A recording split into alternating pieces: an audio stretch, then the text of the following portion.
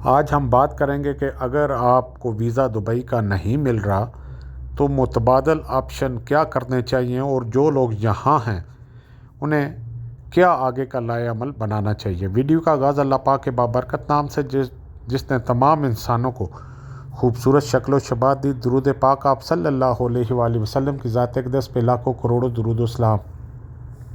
जैसा कि आपके इल्म में ही है, पाकिस्तानियों के वीज़े 2024 से लेके 2025 भी गुज़र चुका, लेकिन वीज़े ओपन नहीं हुए।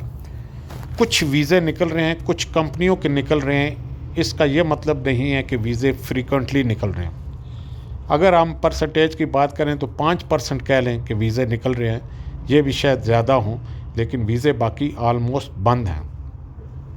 अब जब से वीज़े बंद हुए हैं तो ड्राइवरों के हिसाब से शॉर्टेज हो गई, क्योंकि पहले लोग ख़ुद वीज़ा लेते थे अपने पैसों का ही ड्राइविंग लाइसेंस बनवाते थे। फिर अगर कोई उनका दोस्त है तो उनके साथ काम करते थे। उसके बाद कहीं भी किसी भी कंपनी को ट्राई दे के अपना एक्सपीरियंस लाइसेंस शो करके वो अच्छी कंपनियों में जॉब करने लग जाते थे। अब 2 साल से ड्राइवर नहीं आ रहे। काफ़ी हद तक ये जो है वो खाना कह लें कि खाली जगह जो है वो इंडियन के सरदार पंजाबी लोगों ने पुर की हुई है, लेकिन इसके बावजूद भी ड्राइवरों की शॉर्टेज है। और 2024 और 25 में जब से ये पाकिस्तानी वीज़े बंद हुए तो उसकी जगह अफ्रीकी कंट्रीज़ के बहुत ज़्यादा लोग यहाँ पर आ गए। अब वो लोग आ गए हैं, वो लेबर कैटेगरी में आए हैं। अब उन्हें संभलने में टाइम लगेगा। इस तरह उनके पास विज़न नहीं है। जिस तरह हमारे लोगों की तो ऑलरेडी लिंक्स बने होते थे, ट्रांसपोर्ट का वीज़ा निकाला, लाइसेंस पकड़ा, काम शुरू कर दिया। उन लोगों के लिए बहुत मुश्किल है और उन्हें ये टाइम लेने के लिए कम से कम 2 साल ऑलमोस्ट गुजर चुके हैं, तो 2 साल और चाहिए, तब वो लोग इस जो है वो खाली जगह को पुर कर पाएंगे। ठीक है, लाइसेंस पकड़ेंगे, रहेंगे, उन्हें समझ आएगी, लाइसेंस पकड़ेंगे, फिर काम पकड़ेंगे।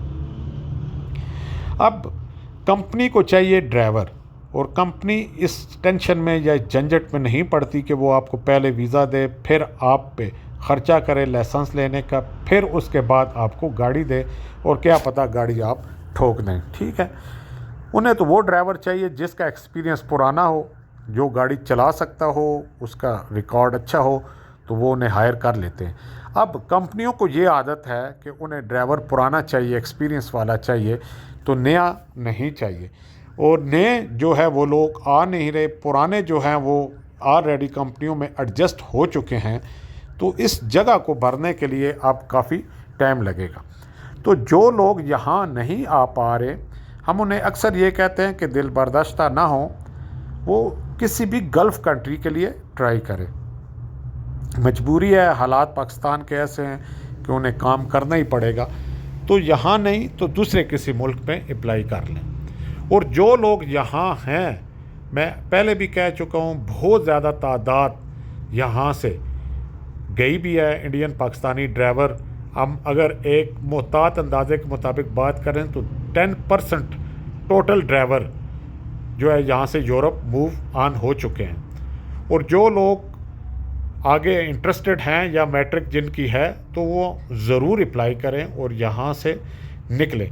आप ये देखिए ना कि यहाँ पे अगर आप 3,000 कमा रहे हैं तो वहाँ से आप 2 गुना उससे ज़्यादा कमा पाएंगे। यहाँ पे अगर आप 5 साल लगाते हैं तो तब भी ही वीज़ा ही लेना पड़ेगा, तो वहाँ पे अगर आप 5 या 10 साल लगाते हैं तो बहुत अच्छा इसका रिज़ल्ट निकल आएगा।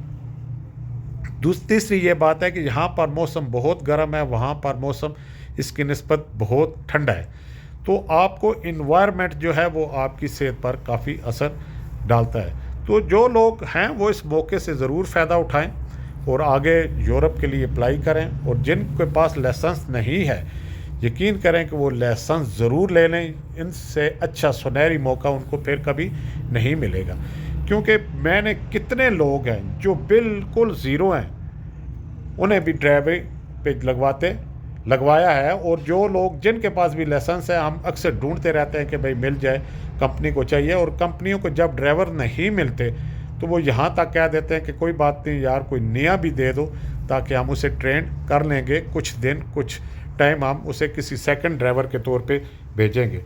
तो जो लोग यहाँ हैं वो कोशिश ज़रूर करें कि वो लाइसेंस ले लें। हमें दें इजाज़त। अल्लाह हाफिज़।